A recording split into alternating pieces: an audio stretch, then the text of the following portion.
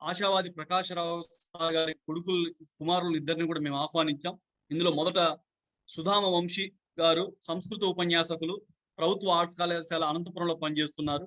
వీరి సందర్భంగా ఈ సభను ఉద్దేశించి ప్రసంగించాలని ఆహ్వానిస్తున్నాం. అందరికీ నమస్కారం అండి. జై హో మాత.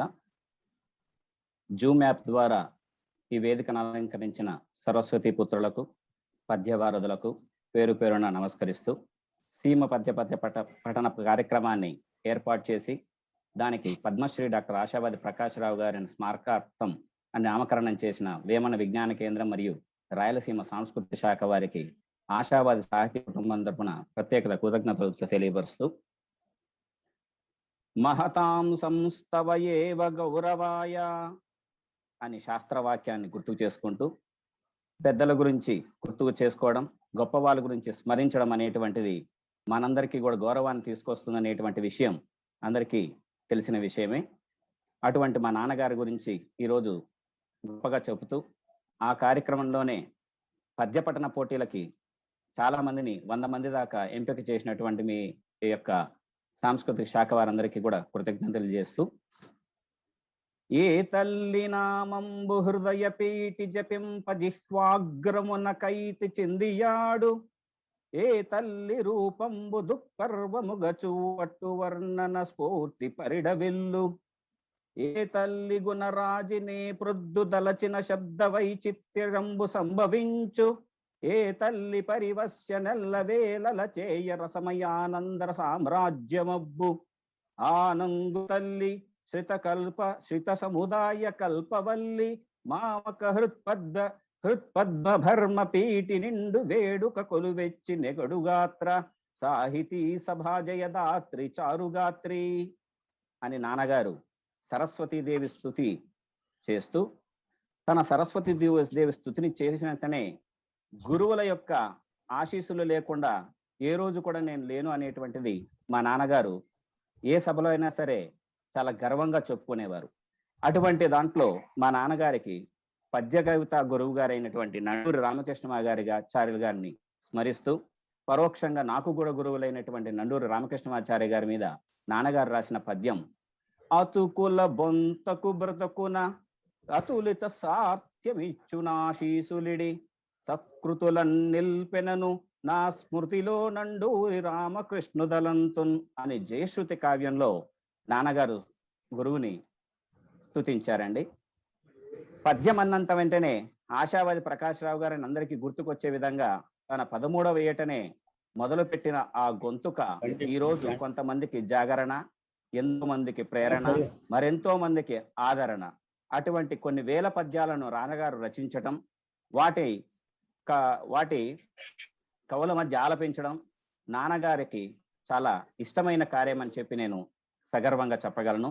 ఈ సందర్భంలో రాయలసీమ నేపథ్యంగా జరుగుతున్న ఈ కార్యక్రమానికి సంబంధించి చిన్న వచన కవిత లాంటిది ఒకటి నేను రచించడం జరిగింది. దాన్ని చెప్పి కార్యక్రమంలో ముందుకి వెళ్ళిపోతాం.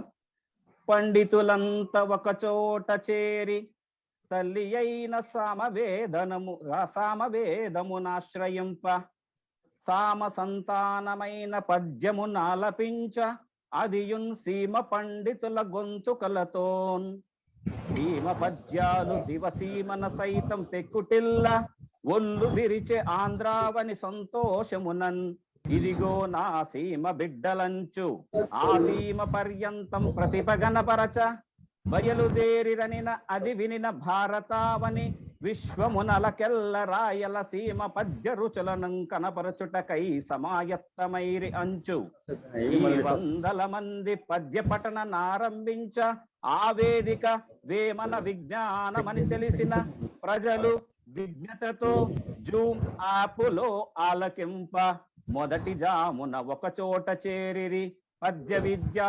సంతానవంతులందరికీ ఆశావాది వారి ఆశీసులందుగాక అని నాన్నగారికి చేస్తూ మీ అందరి ముందు చెప్పాను. నాన్నగారు ఎప్పుడూ కూడా పద్యానికి చాలా పెద్దపీట వేసేవారు. ఆ పద్యానికి పెద్దపీట వేసేది అనేటువంటిది తను రచించిన కావ్యాల్లో ఎప్పుడూ కూడా స్మరణ చేస్తూ ప్రతి ఒక్కరికి ఆ మాటను చెబుతూ ఒక పద్యంలో ఇలా అంటారు, వెండి అపరంజిపై నాకు వేడ్కలేదు, జ్ఞానమింపార వెంబంగ కాంక్షసేతు, విరమణానంతర పదవి ప్రేమ లేదు, పద్య జీవునై బ్రతుకగా వాంఛసేతు. ఇంతకన్నా నాన్నగారు పద్యానికి ఇచ్చేటువంటి గొప్పతనం ఏమీ లేదని కానీ ఖచ్చితంగా చెప్పడానికి అవకాశం ఉందండి. అంతేకాదు నాన్నగారు తెలుగు భాష అన్న తెలుగు పద్యన చాలా ఎక్కువగా ఇష్టపడేవారు. దానికి నిదర్శనమే ఈరోజు మా పెద్దన్నయ్య శశాంకమౌళి ఆర్ట్స్ కాలేజ్ అనంతపురం హిందీ, అలాగే నేను ఆశావాది సుధామ వంశీ సంస్కృత శాఖ, మరొక అన్నయ్య ఇంగ్లీషులో చదివి అందరూ కూడా లాంగ్వేజెస్లో రాగలిగాం. ఆ యొక్క భాష మీద ఉన్నటువంటి మమకారాన్ని మా అందరినీ కూడా ఇలా ప్రోత్సహించి చేర్చడమే కాదు, మేమందరూ కూడా ఈరోజు గొప్పగా ఆ స్థాయిలోకి రావటం. అందరూ కూడా రాయలసీమ అన్నంత వెంటనే క్షామము గురించి ఎక్కువగా మనం స్తుతి చేస్తూ ఉంటాం. నాన్నగారు రాయలసీమకు సంబంధించి గండపెండేర సభలో ఇలా అన్నారండి: రాయలసీమల సుమపరాగము జిమ్మెడు టావులెన్నియో, రాయలసీమలోన కవిరత్నములెందురో వెలుగుచుండిరో, రాయలసీమలో వెలికి రాని మహర్దశ ఎంత ఉన్నదో, ఈ అవలోకమ్ముల సమీక్షణ చేయుడు నూత్న సృష్టికై అని చెబుతూ, రాయల సంస్కృతి ప్రభవరాజిత తేజము చూడబోక, ఆ రాయల పేరు మీద ధనరాసులు ప్రోగును చేయజూతురా, రాయల కీర్తి కారణ పరంపర కాంతకు కొంత మేల్కొనన్, ధీయులైన నిరంతర విధేయ పరిశ్రములై చరింపుడి. ఒక పక్క రాయలసీమ గొప్పతనాన్ని చెబుతూనే మరోపక్క రాయలసీమను ఇంతగా తీసుకొచ్చి నామకరణం చేసినటువంటి శ్రీకృష్ణదేవరాయల నుంచి మనం ఏం కాంక్షించాలి, ఏం చేయాలనేటువంటిది కూడా చెబుతూ, ఇక్కడి జ్ఞాన పుంజములు నిక్కడి విఘ్నుల తీరు తెన్నులన్, ఇక్కడి ధర్మ తత్పరతలిక్కడి మాటకు నిల్చు దీక్షలన్, ఇక్కడి శిల్ప సంపద రహించడి వైదిక శాస్త్రమర్మముల్, ఇక్కడి విద్యలెసగు హేళలు ముందుకు నిల్పజూడిడి అని భావితరాల వారికి ఒక రకంగా సూచనాప్రాయంగా నాన్నగారు చెప్పడం జరిగింది. అంతేకాదు నాన్నగారు ఏ కార్యక్రమం నిర్వహించినా ఒక క్రమ పద్ధతిలో ఎవరికి ఎంత ప్రాధాన్యత ఇవ్వాలో అంత ప్రాధాన్యతనిస్తూ, దేనికి ఎక్కువ ప్రాధాన్యతనియాలో దానికి ఇవ్వటం అనేటువంటిది నాన్నగారి కార్యక్రమాలు మేము ఎక్కువగా చూసామండి.